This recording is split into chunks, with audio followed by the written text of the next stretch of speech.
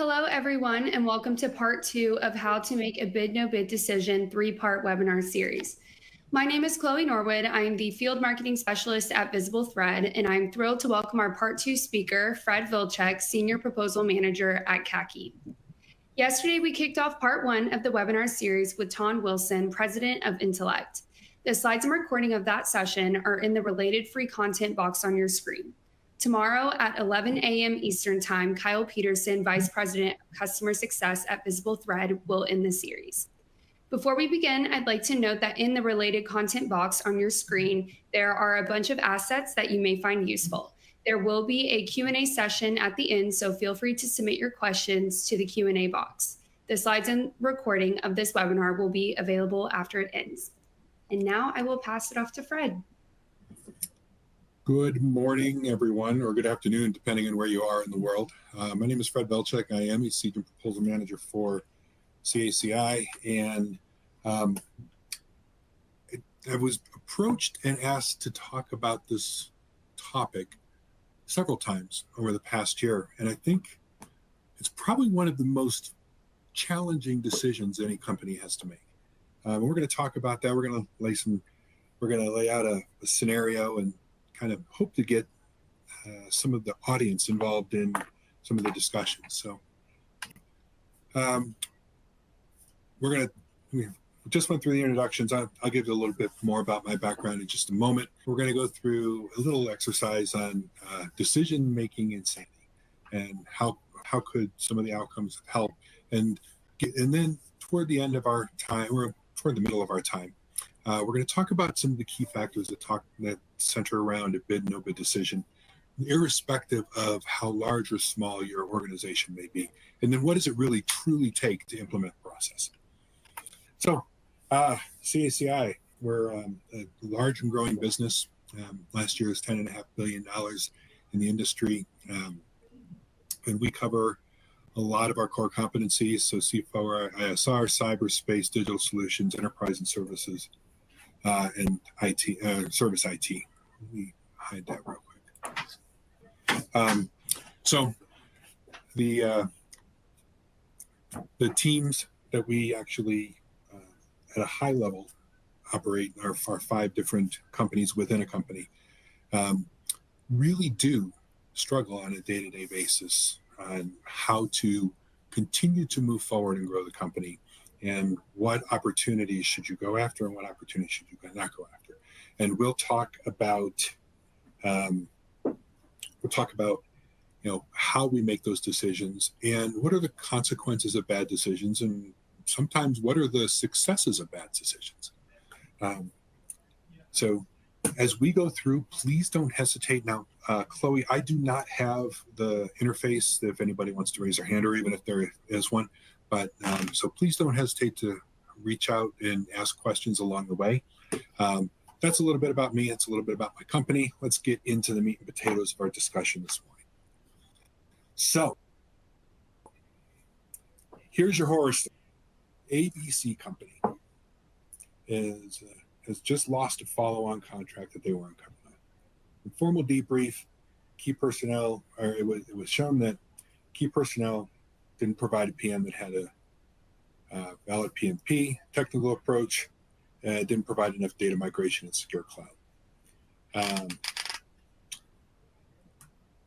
The VP of BD asked the proposal manager and capture manager to do an AAR, and during that, the non-compliance and debrief was validated, determined that, the extended scope of work was put in there, and a late bid no bid decision came. The impact was $15 million loss that had to be removed from the sales pipeline, and a loss of $150K on proposal development. It's not an uncommon story. If you've been with a company in this industry long enough, you have seen what can happen when certain steps in the process are missed, overlooked, or simply just not done because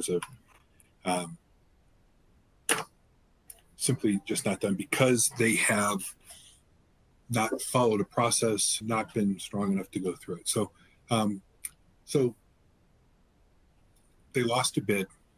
they lost a bid that they probably weren't qualified for. And what was the impact? You lost an incumbency, which most of our companies really do rely on about 80% or greater of that incumbent growth and incumbent capture. And then you lost the initial investment that your company had for BMP. So what could have helped here? First, an initial qualification. We're going to talk about where these fall in the process of proposal development and capture management. But an initial qualification, knowing early on how you were best partnered and aligned for the incumbent, specifically with the non-compliance into the cloud migration services. Your compliance, being able to take your solution and gone into that high level and said, oh, well, we don't really do that. I know that the customer is kind of growing and we want to do that. But knowing up front that you do not have the skills to go onto the incumbency, and you can do a couple different things. You can go get the skills, or you can go hire the skills. And in the case of many small businesses, you have to go hire it. And partnering with a company that is able to do cloud services in this hypothetical situation would have probably been a good thing to do. Personnel, how many times have we wanted to groom up a PM and realize that they don't have a PMP and said, well, we can talk about, they're working on their PMP, and it winds up being non-compliant. So an understanding of what the people and what the customer needed truly is capital when you're dealing with any types of compliance issues and personnel issues for KPs, getting resumes out there, and those certs become a point of you can lose on compliance, and this happened here.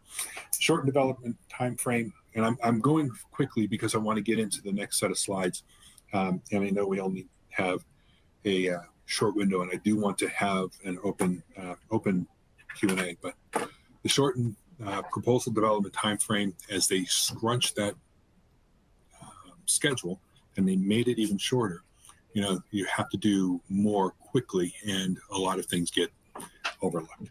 So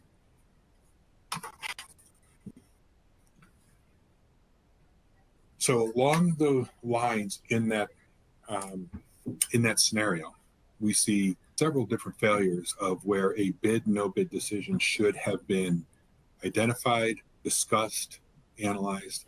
And for those who are in the new business development arena, you'll see that the three highlighted phases here really align with the Shipley model. So this is our phase 2, phase 3, and phase 4. It is the quality and win strategy. So that's a capture management, going in, shaping, talking to the customer, pressing some flesh, understanding the opportunity, perhaps the pipeline from a customer or what's coming down the pipe. Phase 3 is that pre-proposal, is setting in the work of all of the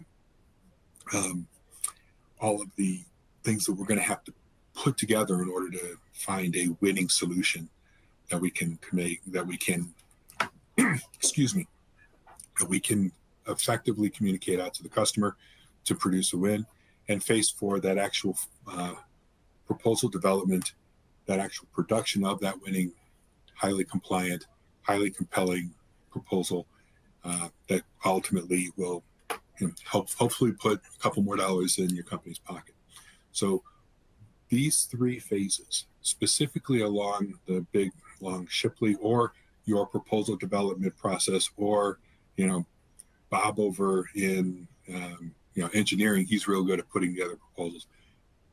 Regardless of how your company chooses to move forward, it's at these three phases that no bid decisions should be looked at, not once, but several times along the process. Specifically, especially right at the beginning. So when you're doing a qualification, you're doing a look at whatever is out there, you're gathering all that information, and you're sitting down and, you're thinking, can we go after this? Maybe we can. That's your first time you look and say, that person, can we do this? Are we going to be able to pull this off? In the pre-proposal phase, this is where we take that next step. We take a look at, well, now we know a little bit more. Now we take a look at the company assets and starting to incorporate all that. And can we still do this? And then absolutely, once you get into the proposal development and actually move through the milestones of, capture and then pre-proposal and then, permission to deliver or whatever you want to call it, your that milestone 4 really has to look at everything overall. Do we have the right people? Are we compliant? Is it compelling? And will it ultimately bring us a win? So a couple things. So along the process into phase 2, phase 3, and phase 4 are where these bid, no bid decisions really come into play. So here we go. What are the key factors that drive our bid, no bid decision? I boil it down to about 5. So first off, you got to make sure it's profitable. I mean, has anybody online ever bid a losing proposal? Not that you're going to lose the proposal, but as you go through and you put all of this together, that when the operations piece comes into it, you actually truly are not going to make money, and you're now obligated to perform to the level that you bid.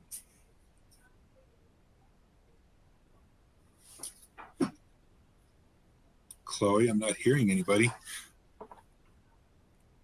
So there is an attendee chat where they can chat in there, but you won't hear an audio response. Oh, gotcha. Sorry about that. Okay.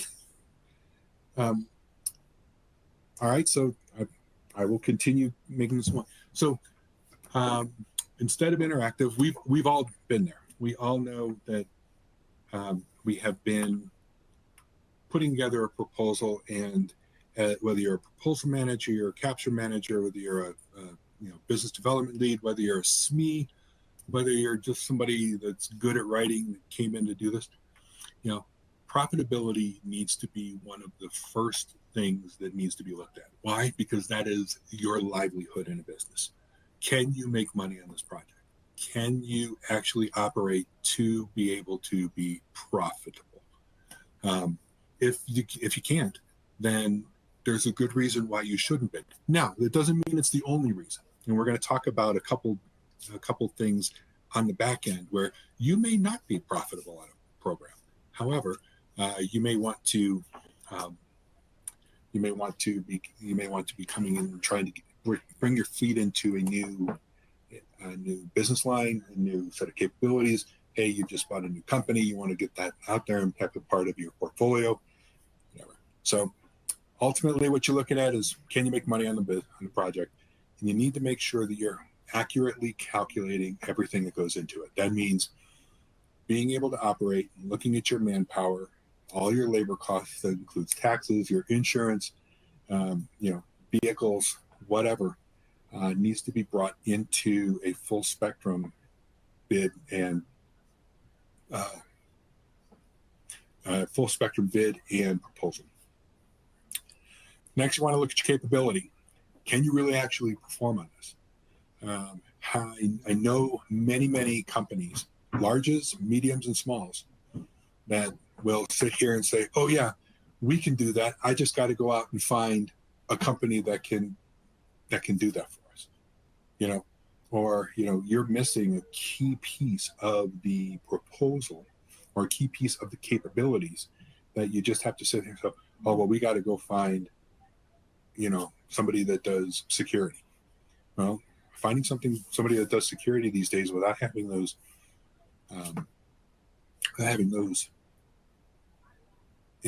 relationships and agreements in place before you do that really becomes a challenge as you go through and putting together the proposal. And your capabilities and you're being able to perform on them once you're contractually obligated really should be a key factor in determining a bid, no bid decision. And this, plus, you have to look at, are you capable of providing the capability? Can your company, are you already underwater because you've got many other obligations? Do you have the cash flow to keep things afloat as you put together the financial terms? And I put something in italics here. It says, there is such a thing as having too much work. There really, really is, especially if you're a small firm and you may be an SBA, you might be an 8A, you might be, have a bidding preferentials on everything you're doing. You may just have too much work, and then you have to go find a way to do it. Is that good for a company? Most of the time it's not. Most of the time it's, oh, great, we've got all this work coming in, but everything else suffers. Your quality, your reputation. Yes, you got all this great stuff coming in, but, with all that, you've got the opportunity to be a little more selective, something a little bit more meat on your company's bones, if that's the case. So look at your capabilities, realize that it's more than just delivering. It's what can your company do? It's, do you have the money to float, and do you have the manpower to actually do it? Third, and this is where sometimes some of the smaller businesses really don't have a pretty firm grip on what should be going. Look at, do you have a good enough understanding of historically what you've done in the past to help with your decisions going forward? Do you have an idea of what your win rate is in this specific area? Do you have an idea of how you've been performing? What are your CPARs?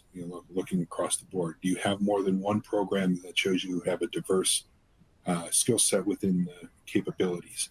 Do you have an idea of how much you've won, how much you haven't won, and why you haven't won?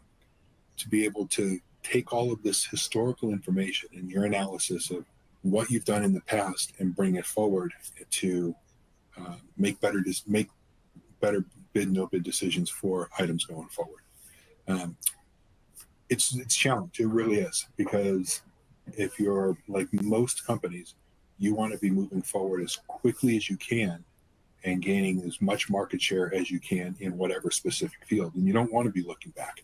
And, you brush off a loss as, oh, well, there's 10 grand out the door for whatever but, I've got the next thing. And it's important to at least take a minute, try to collect those metrics and bring them forward to you.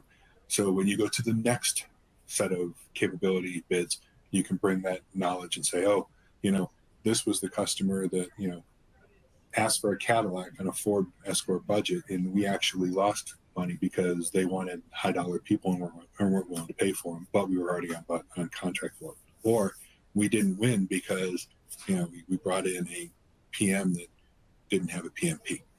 So take a look at historicals. Now, the last two are really from a company internal aspect, are really the two big things that you want to look for. Yes, profitability, capability, historical analyses kind of give you the outward looking in. Now you want to look back into your company's long-term strategy.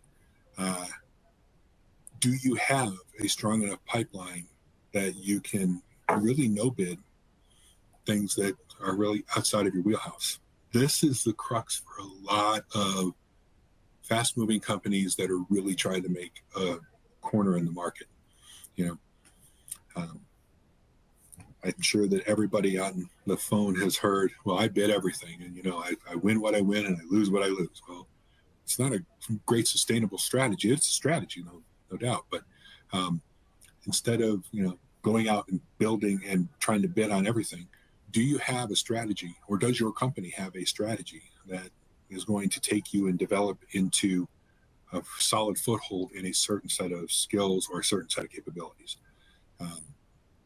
And that's important as companies grow. You're not going to see it when you're small, when you're a one-man shop. But as you and your company develop, the long-term strategy needs to be clear, because then you'll be able to make decisions for bid, no bid based on the capabilities and what you can deliver versus what you want to go after, which is following the almighty dollar. And then finally, your risk assessment. Before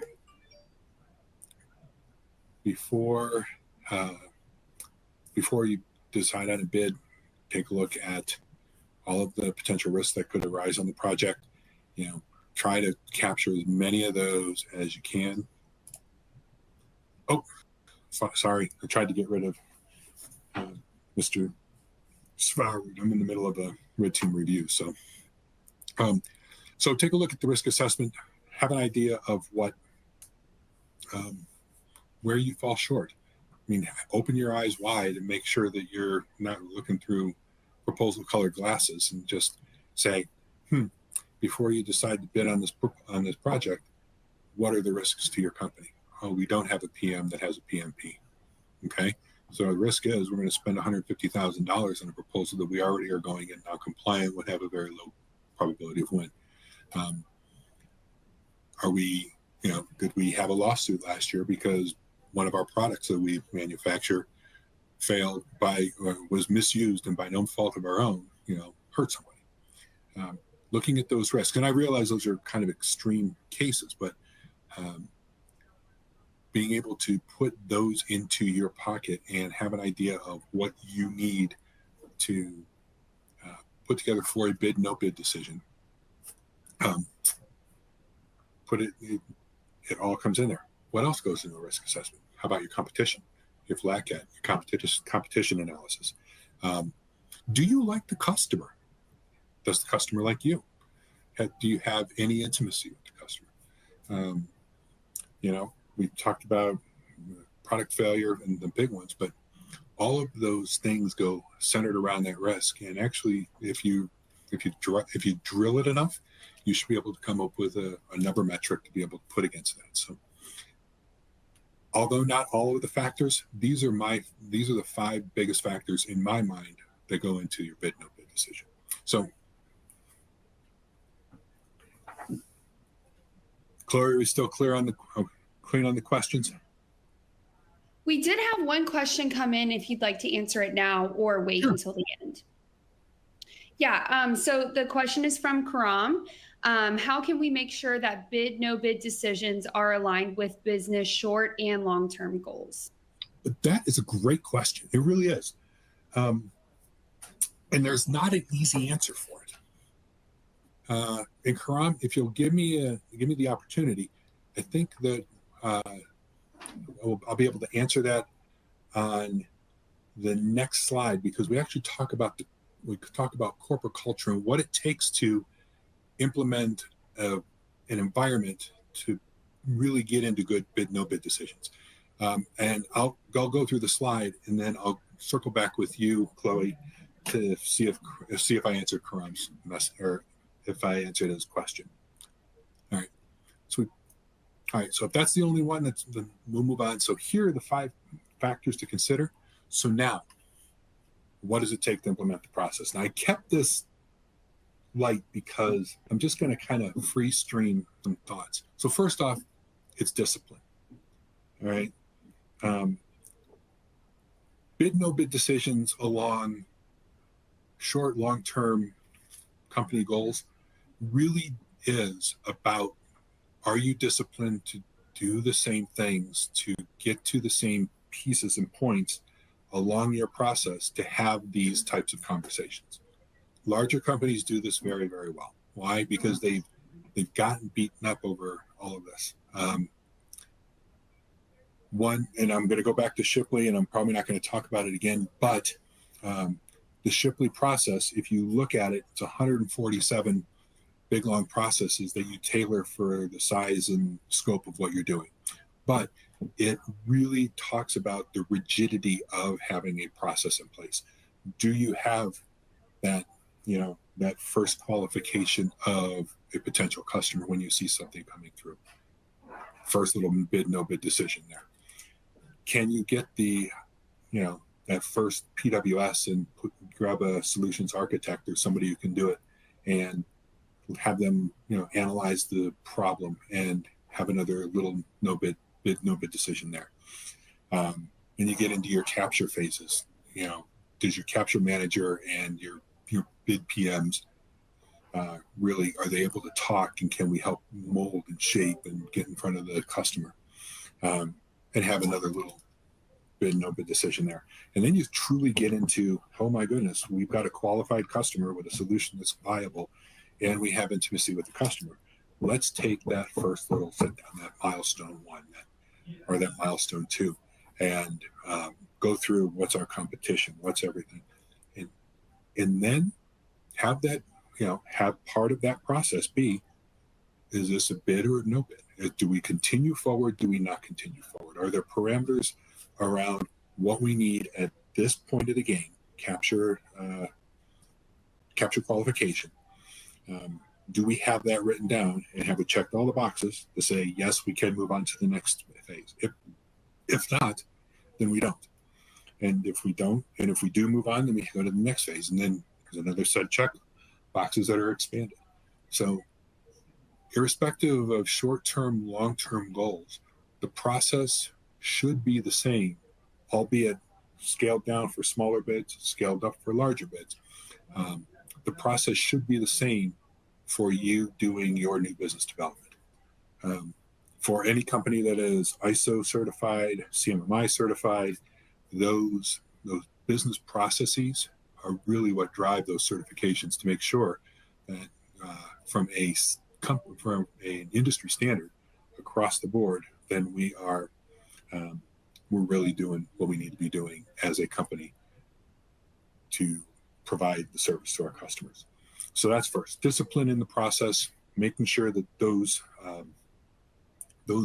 pieces are built into whatever you're doing during the day. Second is courage. Now, I say courage because sometimes we don't have the courage to just say no. I'm going to give you a good example. Recently, we submitted a proposal, and we lost. And we was an incumbent, but we submitted a proposal and lost because the customer had, as they went and did their next set of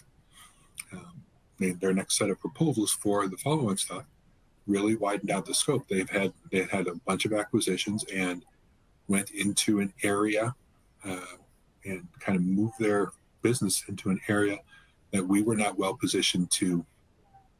We're not well positioned to operate in, and we had some executives that were saying, we're incumbent. You have to go in this. You have to go in this. When we had people saying we can't, the customer has changed a lot of the direction on which they want to go. Doesn't matter. They've been in there, and they didn't have the courage to just listen to those words and understand after a requirements analysis and saying, and looking at your capabilities, we really don't have this. And instead of finding another way to maybe partner with some organization that may have taken the lead and will be, we can certainly, with numbers arbitrary, 10 years of experience, be able to increase the percentage of win on that for that company. We just went it alone, and instead of finding a seat at the table, albeit maybe not as prime, we got nothing. So you've got to have the courage to be able to do this, and that sometimes turns more into personality management as opposed to actual business management, because we've all got people in our company that, oh yeah, I can go out and win anything, no problem, it doesn't matter, right? That's an operation problem. Well, it really isn't. Or we have the people who just say, we've been here for 25 years, this is the way we do it, this is the way we've always done it, this is the way our customer likes it, they love us, and we don't have that eyes wide open look. And are we courage, or do we have the courage to actually walk away from something? Third, you need champions. Really, really, really. You've got to have people who are in your management chain or in the management chain that truly are proponents for the process and what it takes bid to bid, day to day, week to week, year to year, to be able to sit there and hold the discipline and say, yes, we will go through this. We'll go through this process. I know it sucks, but it's what has grown our business, and you're not going to be able to circumvent it, even though I know you want to, and even though it'd be easy and could do it just this one time.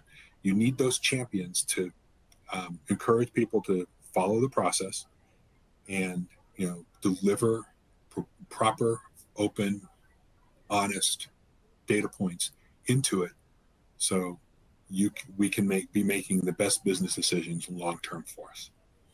And finally, little blip here. I found how to help as you grow, or if you've already grown, what tools can you bring into this? First off, data mining tools, metrics tools, always helpful in making money and time-based decisions. I did find on Visible Thread, our host this afternoon or this morning, they really do have a nice blog. I put the link here. Chloe could send that out to you, but it goes through 3 to 5 minutes of what we've kind of just talked about in how Visible Thread, which I think, I don't know if Kyle's going to be talking about capabilities tomorrow, but that this tool can help you do that if it's used properly. So that's, we've got a Q&A session. I wanted to first ask if I answered the question. So Chloe? Yeah, so I will monitor and see if Karam comes back to us with any follow-ups or another question to his original. But we do have another question, if you'd like to answer it, from Tripti. Tripti says, one of the hardest parts of capture is actually getting client intimacy. What are strategies to do that? Just having a call plan and putting together win themes, features, and benefits does not always lead to clients wanting to learn more. Teaming can help, but any advice on sustaining client interest is appreciated. Okay. You have just hit on the crux of sales. How do you get close to people, especially if they're in an industry, if they're in a position that you desire to be in? So how do you gain customer intimacy? It's sometimes challenging. If you're going after new business and you're not known, sending an email, making a phone call, sending in your company slicks is really just not going to be enough for most people. One of the things that I have always found is always found beneficial, maybe even helpful, is look across. Most companies have a website that will tell you who their customers are, especially if they're big and you're trying to get a foot in the door with somebody. They'll find who their customers are and what programs they are looking to bid or are already in. This usually is where people in your situation, Trixie, that they come into their own. ABC company just want to bid to deliver shoes to the Army.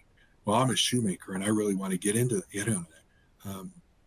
So if you're a little after the ball on that, then I would go to some of their industry partners and find out if ABC isn't selling shoes but XYZ is selling it to them. Say, go over to XYZ and say, do you need anything? How can I serve your customer better? Now you might take a little bit of a money hit doing that partnership, but I found pretty decent success in going to the alliance partners for any of the larger bids and finding a niche in there and then getting your name out there. I've also seen, skillfully targeted attendance at trade shows. And I say that because larger companies really have a trade show budget that puts them everywhere. All the big ones, FCA, USAA, but if you have a unique, special product, I would really encourage taking a look at your sales capabilities and get out into the appropriate trade shows instead of just going, oh, well, I want to go here. Now, understand that's an expensive route. So targeted, focused, hey, this is the type of targeted rich environment that I want to be in there. And then don't just pass out business cards.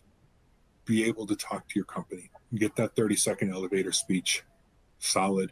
Have either a blink. If you know what a blink is, BLINQ. Have your contact there with Blink or any of the other tappable business card type things. Get it over to them electronically. Find a way to follow up. Attach your core capabilities to it, and you may hit 100 times and only get a small response, but it'll be okay. Finally,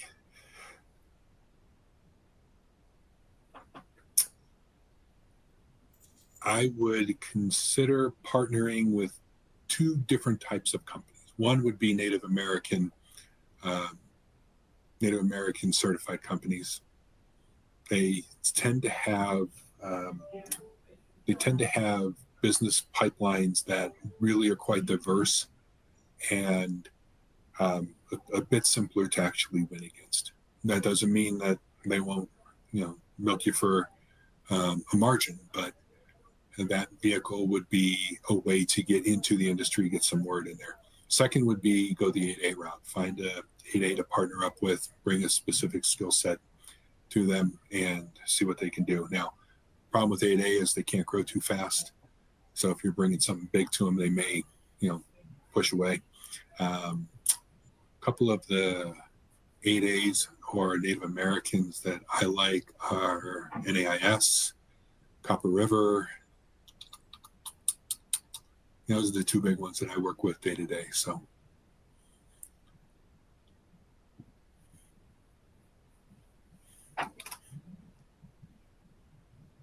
Other questions? Okay. Yes. Okay. So we have one last question, and this is from Adam. What arguments have you found helpful in convincing upper management to see that the proper decision is to no bid? Oh, my goodness. Adam. There isn't one. So it's hard, and I can appreciate that. Upper management,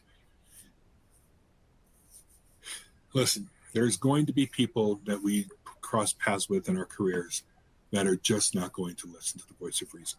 They have something in their head, they have something inside them that just says, we're going to do this. I'm in a position to say that we're going to do this. And regardless of what you bring to me, regardless of what you say, we're going to do this. And then they just do it. And the sad thing is, if they're well thought of, if they've marketed themselves well enough to have a very strong foothold in the company, then even with the loss, there's going to be very little punitive that they're going to do. They're not going to change a whole lot.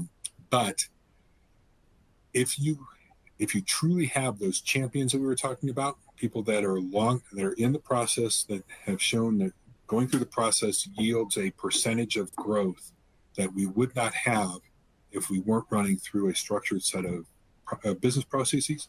If you have those champions along the way, the easiest way is to engage them and say, listen, Bob wants to go after this. Susie said, she used to work for this company and they were terrible at doing all of this and they never paid, but Bob's looking at an increase in ROI or an increase in R&D. They're a great ROI on it, but if Susie has this insider information and somebody's just not listening to her, there's not going to be a whole lot to do unless you truly have those pieces in there saying, boom, bid, no bid. At this point in our process for capture qualification, we need to have this, we need to have this, we need to have this, we need to have this. We get into that next piece, that pre-proposal. Okay, we need to have this, we need to have this, we hit. Oh, we don't have this. Well, we cannot move forward without doing that. And whether it's a competition analysis, whether it's a do we have the capital funds to be able to do the bid? Are we positioned well? Following that process makes bid no bid decisions easier, because where Bob was talking, oh yeah, we can do this, if you put it and structure it into the process, then Bob's voice is only a part of the decision instead of all of it. So Bob's voice is, hey, I just want to do this because it'll increase sales. Okay, so sales increase can check the box, but then you take a look at your capabilities, your ability to do those funds up front. Have you done a competition analysis? What's your probability of win? Have you done it in the past? Do you increase your have you done that bottoms up type top down type analysis going into there?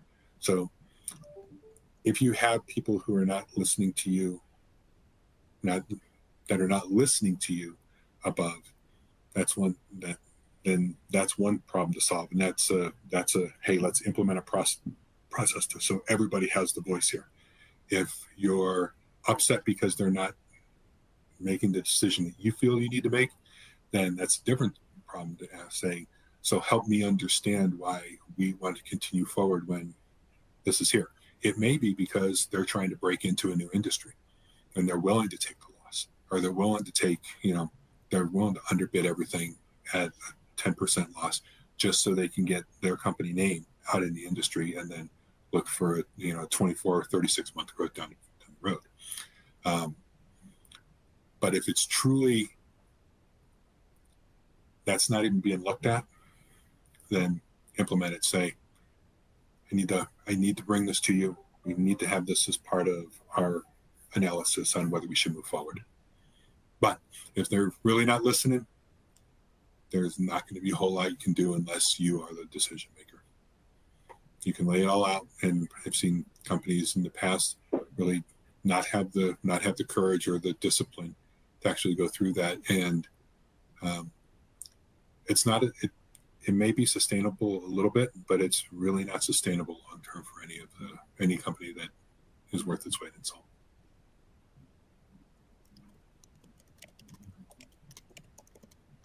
Okay, so Fred, those are all the questions that we do have. I don't see any more coming in. Do you have any final thoughts or parting words? No, just thank you for allowing me to spend a little bit of time with you today. Please, and Chloe, I'm sure you'll disseminate my information. If you have any other questions, don't hesitate to give me a call. And I look forward to talking to you the next time. Absolutely. Well, thank you, Fred, for sharing your expertise with us. It's always a joy to have you on a webinar and to be able to work together. And thank you all for no, I'm serious. But thank you all for joining us. I know that there were a little bit of technical difficulties in the beginning, but both the slides and recording of this webinar, they will be available tomorrow morning. Once the 3-part webinar series is completed, I will be sending out a post-event email with all the recordings and slides, and I will make sure to mention the blog that Fred had in his presentation on to bid or not to bid. If you'd like to read that now, it is on our website under the resources tab.